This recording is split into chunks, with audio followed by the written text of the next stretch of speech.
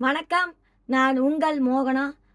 6/9/2025 சனிக்கிழமை மாலை மலர் செய்திகள். மூட்டு வலியை போக்கும் எண்ணெய் மசாஜ் குளியல். டாக்டர் ரா மாலமுருகன், அரசு ஆயுர்வேத மருத்துவர். 90 அவருடைய ஃபோன் நம்பர் பாருங்கள், 9025744149.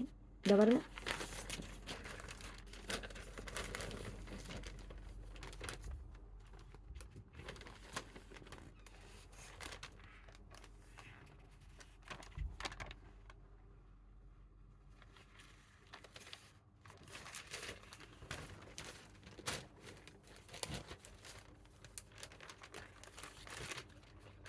இதுதான்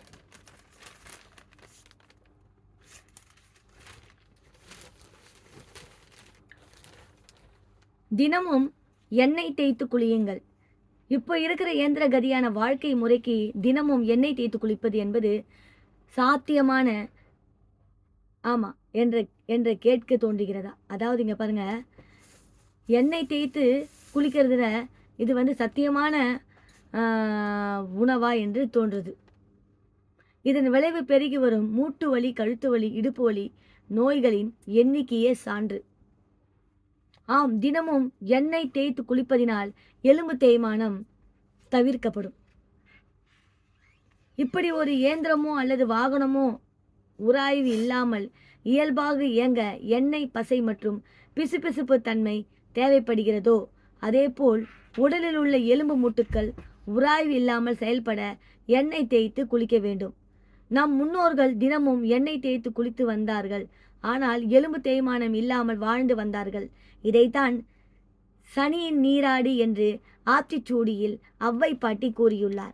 சனி நீராடு என்ற இந்த ஒற்றை சொல் பல ஆய்வுக்குரிய விடயமாக மாறியுள்ளது. ஆம், ஏன் அவ்வை பாட்டி சனி நீராடு என்று கூறியுள்ளார்?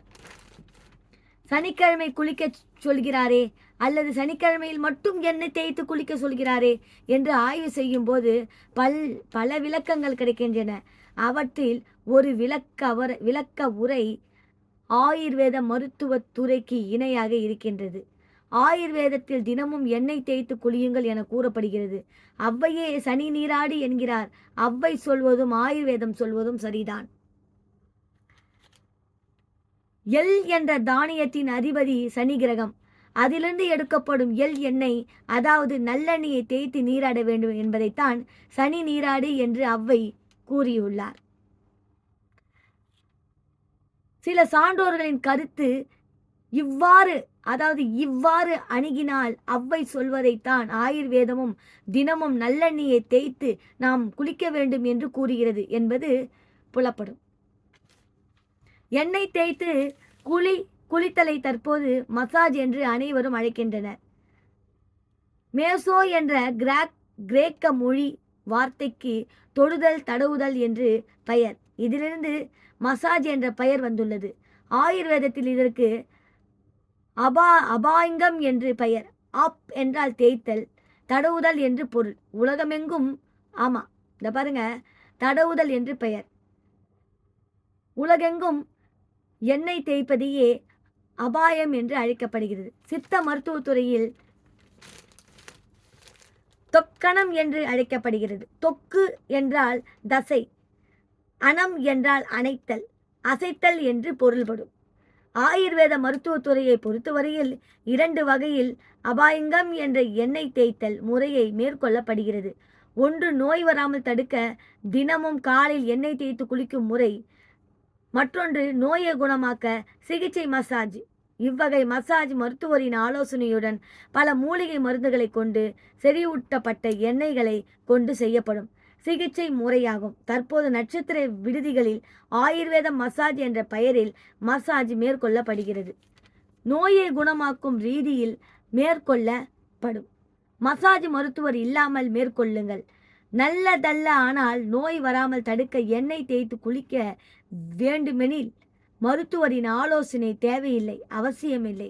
நீங்கள் செய்ய வேண்டியது சுத்தமான நல்லெண்ணெய் உடலில் சற்று அழுத்தமாக தேய்த்து இளம் சூடுள்ள நீரில் குளிப்பது மட்டுமே. அப்புறம் பாருங்க, இதனால் உடலுக்கு எண்ணெய் பசை கிடைக்கிறது.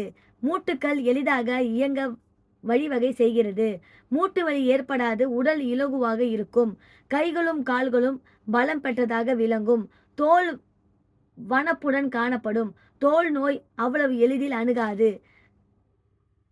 மனிதன் அதாவது தம் மணிகள் நரம்புகள் எலும்புகள் தசைகள் இயல்பாக இயங்க வழிவகை செய்யும் என்று இவ்வளவு நன்மைகளை கூறி வரும் ஆயுர்வேதம் இதனை அனைவரும் மேற்கொள்ளலாமே என்றால் இல்லை என்கிறது ஆயுர்வேதம். ஆம், ஒரு சிலர் தினமும் எண்ணெய் தேய்ப்பதில் இருந்து விளக்கம் அளித்திருக்கிறது. அவர்கள் ஏனெனில் சுப சம்பந்தமான நோய் உடையவர்கள், ஜலதோஷம், தொண்டைக்கட்டு, தலைபாரம் உடையவர்கள், மிக முக்கியமாக அஜீர்ண தொந்தரவு உடையவர்கள் தினமும் எண்ணெய் தேய்த்து குளிக்க கூடாது என்று வலியுறுத்தப்பட்டுள்ளது. தினமும் எண்ணெய் தேய்ப்பதால் உடலில் ஏற்படும் மாற்றம் என்ன என்பதை பார்ப்போம். மேல் தோலில் உள்ள செல்லிடை பகுதிகளை விரிவடைய செய்கிறது. தோலின் அடிப்பகுதியில் காணப்படும் நரம்புகள் துண்டப்படுகிறது. இதன் மூலம் உடல் உறுப்புகள் இயல்பாக இயங்க வழிவகை செய்கிறது. உடல் உறுப்புகளில் இரத்த ஓட்டம் அதிகப்படுத்தப்படுகிறது. இரத்த நாளங்களை விரிவடைய செய்கிறது. தசை நார்களை தளர்வடைய செய்கிறது.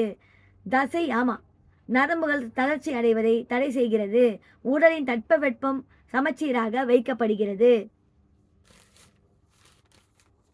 மேற்குறிப்பிட்ட இயக்கங்களால் உடலை நோய் வராமல் பேணி பாதுகாக்க முடியும்.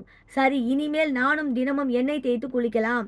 ஆனால் உடலெங்கும் எண்ணெய் எப்படி தேய்ப்பது என்று தோன்றுகிறதா? அதற்கு ஆயுர்வேதம் ஒரு சிறப்பு சலுகை ஒன்றை வழங்குகிறது. ஆம், உடலில் குறிப்பாக 3 இடங்களில் மிக முக்கியமாக எண்ணெய் தேய்க்க சொல்லி அறிவுரை வழங்குகிறது. அவை தலை, காது, பாதம். இவற்றை குறித்து தனி தலைப்புகளில் பார்ப்போம். இத்துடன் மூட்டு வலியை போக்கும் எண்ணெய் மசாஜ் குளியல் பாலகுமாரனுடைய அவர்களுடைய செய்தியை பார்த்தோம். இதோடு வேறொரு செய்தியுடன் நான் உங்களை சந்திக்கிறேன். அதுவரை டாடா பை பை சொல்லி விடைபெறுகிறேன். உங்கள் மோகனா. நன்றி, வணக்கம்.